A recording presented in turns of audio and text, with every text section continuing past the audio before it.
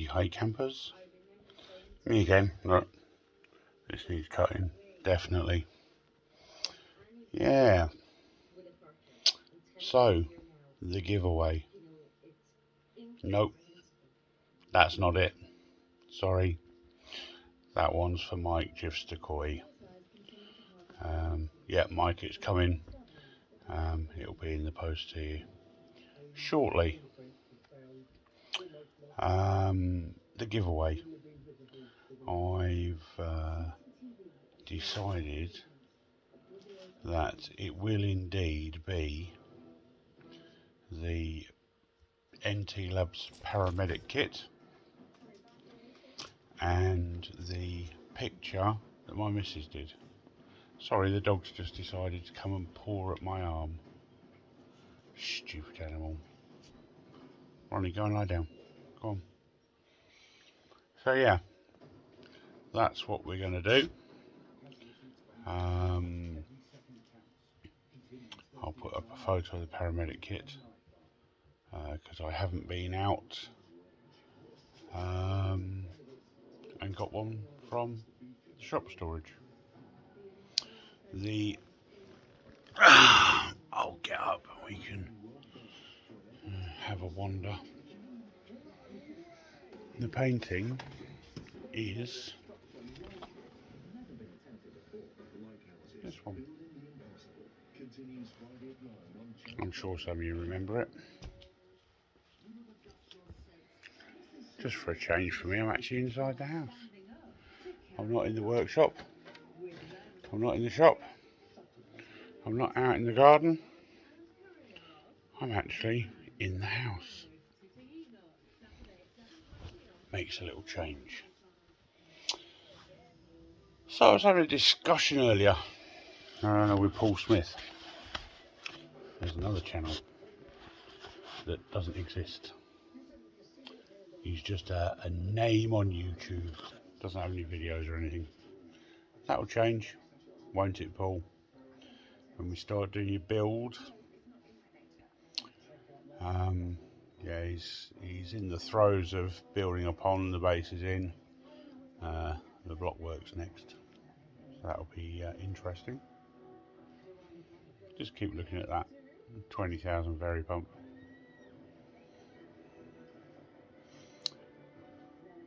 Yes, I do them. I just don't have them on the website, so you'll just have to contact me and we'll discuss it.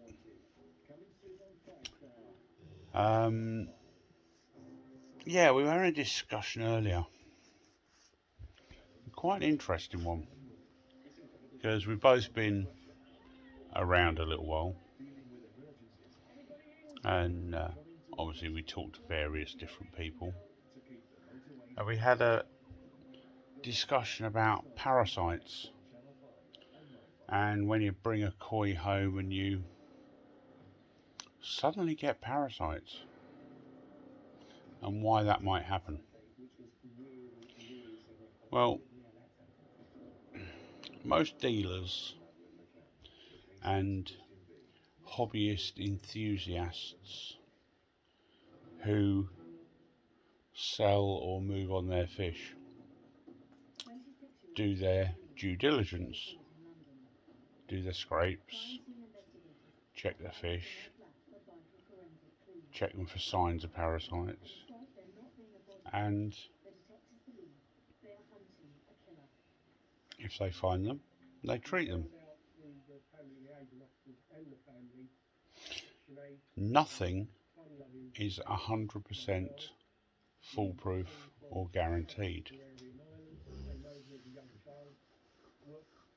I can have a bird land in my pond tomorrow. That bird can have trick on its feet, embedded in its feathers. That trick can enter my pond. That trick can be free floating in the water.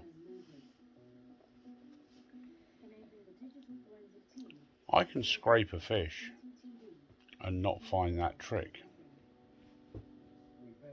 purely and simply because it's a fairly light infestation And let's say one little trick has got under a scale. I can scrape it.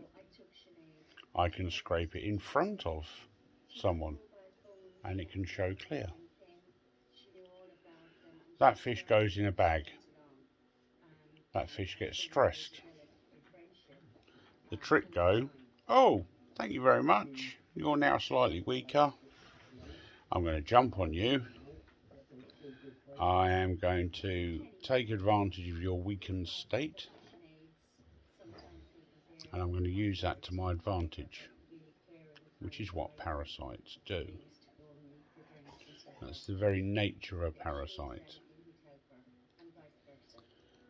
Trick, I'm not sure on the life cycle of a trick. I haven't actually looked it up before this bit of waffle. But I would think the life cycle of a trick and its reproductive time is very small. So let's say that fish has been in the bag for 3 hours. By the time it gets to where it's going, the trick has probably multiplied. The trick is now probably detectable.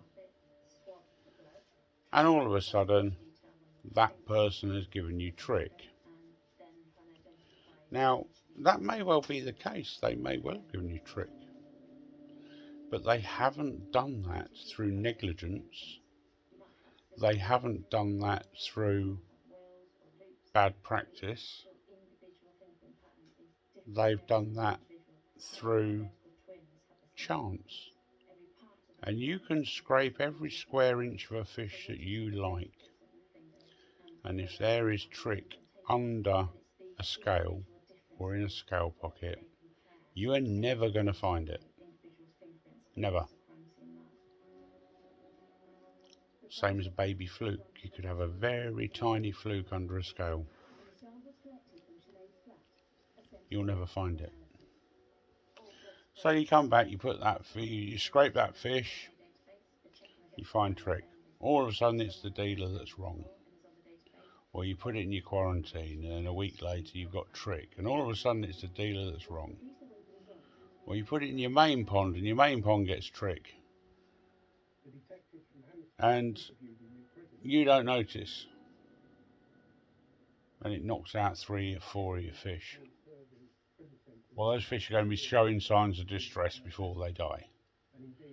A lot.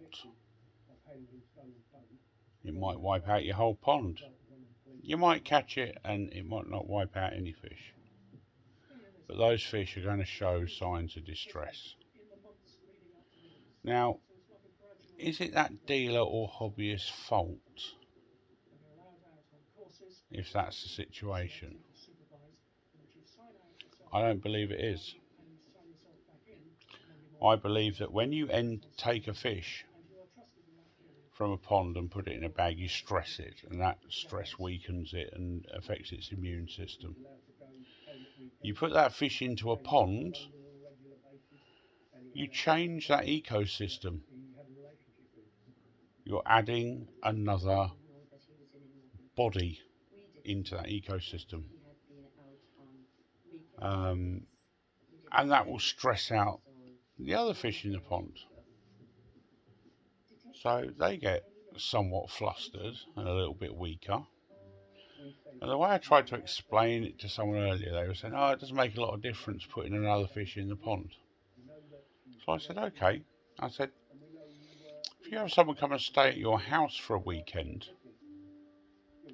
do your sewers get an extra loading? Does your toilet flush somewhat more than it would when they're not there? And they went, well, yes. I said, well, you put a fish into that pond. Do you think it goes, oh, I'm in a new environment, I'm not going to produce any ammonia? No. In fact, it'll probably produce more. If it produces more, your filters have then got to catch up. So you've got a higher ammonia level in the water, which stresses the rest of the fish, and you enter into an ever decreasing cycle of stress. And as we all know, stress weakens fish. And if they're a little bit run down and a little bit stressed, it gives that parasite half a chance of getting a foothold. Fish will naturally deal with parasites. They do it every day in the world. But they must have very good water quality. They must be in tip-top health. And they will knock parasites back on their own. But if they're a bit stressed, or the water quality is not quite right, or something's a little bit off, that's when the parasites will take a hold. So yes, I suppose technically that dealer or that hobbyist has given you that parasite. Do I think they've done it through negligence or malicious intent, or they just can't be bothered? No, I don't think so. Let's face it, most dealers have more stock in their ponds in 20, 30, 40 quid fish than we have in ours. Most dealers, even a small dealer, will have a few £1,000s worth of fish stock. Go to somewhere like Quenny Coy, I hate to think how much they've got in fish stock. Would they want parasites in those fish? Would they want people putting hands in one vat? And one of the reasons they say, please don't put your hands in the water, but people do. They put their hand in the water, fish come up and suck on their fingers. They go to the next vat, they put their hand in the water, fish come up and suck on their fingers. All of a sudden, tricks in every single vat. Do you think they want that? No.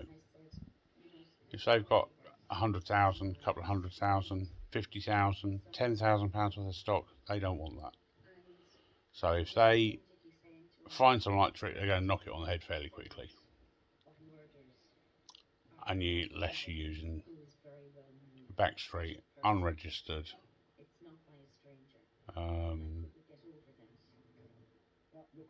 person who don't know what they're doing. But most people who grow on fry, who are very public about their growing on fry,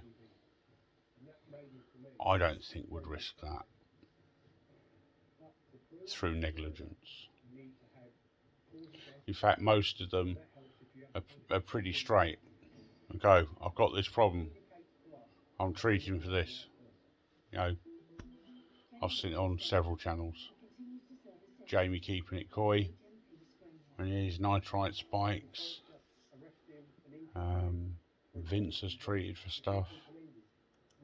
I've treated for stuff, although I don't do fry, but in my own pond. Most of us on YouTube anyway are pretty straight and upfront when we've got a problem. Mainly, I think, because a lot of us, even if we've been doing it 5, 10, 2 years, 20 years, 30 years, 50 years, maybe just want a little bit of backup, if you like, that what they're doing is the right thing. Because sometimes, no matter how long you've been doing it, you second guess yourself. I know I've been ripping my hair out with things before now. Vince, help. Jamie, help. Davey, Black Country Coy Bloke, help. Because you have so many things going through your head that you're not even sure which way to go, especially if you can't put your finger on exactly what's wrong. And sometimes you just need a separate pair of eyes that are stood back from the situation to see the situation clearly.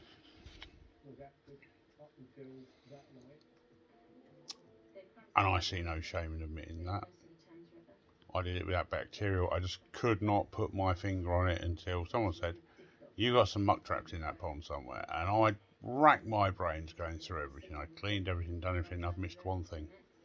And that one thing seems to, touch wood, please God, have sorted the problem out. Seems to, so far. But it's just that one thing that sometimes you overlook and you can't see the wood for the trees. Now, as a lot of people know, I'm very opinionated. I call a spade, not a shovel. If I don't like you, I'll pretty much say, don't like you. And that's that. But I think when it comes to people accusing people of giving them parasites, and I've seen it about dealers, I've seen it about growing shows. Yes, we all had a little joke about the ISA showers, the trick-free ISA showers, but I don't believe that anyone ever does that and knowingly sends out fish with a parasite. Let's face it, you can scrape them on a Tuesday, you can have trick on a Wednesday. So unless you're saying everybody out there should scrape their fish every single day, which would damage the fish immeasurably anyway because you're removing their protective layer, then you cannot say that they've given you this and imply it's through negligence or a lack of duty of care. I don't think anyone can reasonably expect anybody that's moving fish on, selling fish, giving fish away, growing fish on, to scrape their fish every day or every couple of days. Yes, if there's a problem, you notice the flashing, you notice something going on. Scrape every time. Scrape half a dozen fish, scrape every fish. Yeah. But that doesn't mean you're going to find something, because it could be hiding, it could be lurking. So anyway, that's my waffle. I strongly believe that anyone taking this hobby seriously does not knowingly, and I'll say it again, does not knowingly send out fish with parasites. In fact, if your livelihood depends on it, that would be the absolute last thing you wanted to happen. Because if your livelihood depends upon it, then the last thing you want is 200 people looking at a video saying this person gave me fluke or this person gave me trick. So, yeah. Alexa, stop. Women, always interrupting. Anyway, that's my thoughtful waffle for this evening.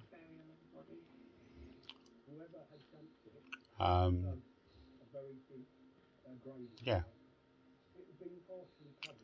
Interesting one. I'd love to know your thoughts on it and your comments on it. Put them in the comment section below. Because, yeah, as I say, I can't imagine anyone that's doing that as a source of income and needs their reputation on that source of income would send out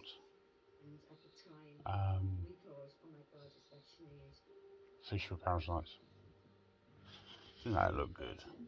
That's a sexy pump. So, yeah, I must do another shout out. Okay, again it's late. Goldfish for you. I think is his channel name. Yeah, he could do with a few subs if anyone's in the mood to give out some subscriptions. He's trying to build a channel, as we all are. So if anyone else needs a shout out, yeah, I've not got a massive following, but I'll give you a shout out. It's not a problem.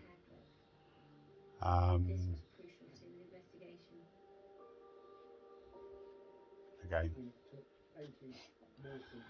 I do like a fairy pump, even if, in my opinion, they are no different to many others. But I do like the coloration of them. There's something about the blue and black, but maybe it's the black and blue. Who knows? Oh, it's been another long day. Another very long day. Another 100 and odd miles I've done today. But I have got another IBC. So, yeah. More fry fish room. Haha. Oh, God. Where am I going to put it all? Yep, fry doing fine. They've actually seemed to have perked up a little bit. They're all swimming around the tank rather than huddled up in a corner. That's positive. I was planning on sorting out some of the plumbing on the IBC today, but got this job this morning doing the retro bottom drain took a little bit longer than anticipated. Mainly because they got the wrong size hose tail, so some modifications had to happen. But we got there. It left me a little bit short of time, so my own job had to wait. But I'll try and get on to that tomorrow. Got to sort this out tomorrow. Got to sort out Phil Telford Coy. Sort yours out in the morning for you, mate. Oh, bloody couriers smashing things. They need shooting. Yes, that's a few shout outs. The decision has been made on the 250 giveaway. Oh, you need a question, don't you? Let's think.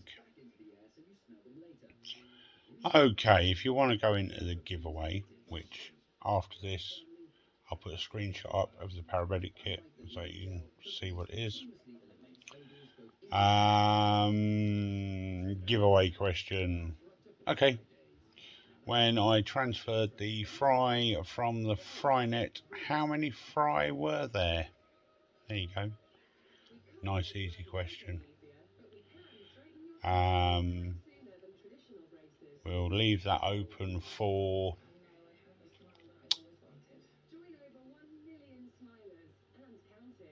a week or so. So not this weekend coming, but the following weekend we will do the draw. So again, the question. When I transferred the fry from the fry net to the IBC, how many fry did I put into the IBC? Answer in the comments below, and then we'll do the old random comment picker. Not this weekend, but the following weekend. So in what, about 10 days? We'll do that. Fair enough? Cool. And then the next draw will be at the big 500. Oh, I'd quite like to get there actually, because then I can do community posts and things. I can plague you even more with my waffles and rants. Anyway, bedtime for me, early start in the morning, fry to sort out, IBCs to move about so that I can get the kids to school. So I'm going to go and get some shut eye. Jim, it's in. Good night, folks.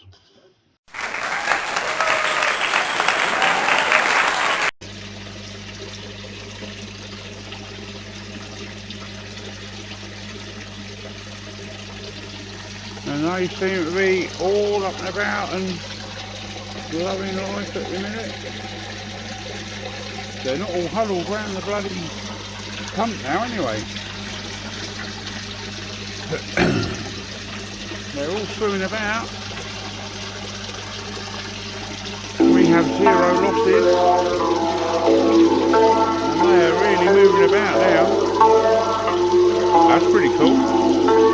They seem to come alive at night.